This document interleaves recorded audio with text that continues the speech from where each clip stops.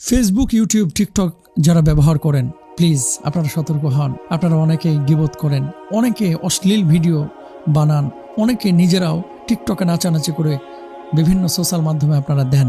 একদিন আপনি দুনিয়ায় থাকবেন না, আপনার ফেসবুক আইডি, আপনার টিকটক আইডি, যে ভিডিওগুলো আপনি রেখেছেন এগুলো কিন্তু থেকে যাবে, যে অশ্লীল জিনিসগুলো রেখেছেন থেকে যাবে। আর হাদিসের মধ্যে আছে, তুমি যদি কোনো পাপ করেও ফেলো সেটা গোপন রাখো, কোনো মানুষের সামনে বলো না, কারণ সাক্ষী হয়ে গেলে কিয়ামতের ময়দানে আল্লাহ যদি মাফ করতেও চান তাহলে ওই সাক্ষীরা এসে আল্লাহর সামনে প্রশ্ন উঠাবে, আল্লাহ ও তো এই পাপ করেছিল। তা আপনি যে টিকটকে, ফেসবুকে, ইউটিউবে এই যে অশ্লীল নৃত্য, গান, বাজনা উল্টাপাল্টাভাবে নিজেকে উলঙ্গভাবে উপস্থাপন করছেন, কিভাবে আপনি মাপ পাবেন বলেন তো, কিভাবে? কারণ এই ডকুমেন্টগুলো হাজার হাজার লক্ষ লক্ষ মানুষ দেখছে, ভিউ হচ্ছে। আজকে আপনার এই ভিউয়াররাই কিয়ামতের ময়দানে আপনার বিপক্ষে সাক্ষী হয়ে দাঁড়াবে।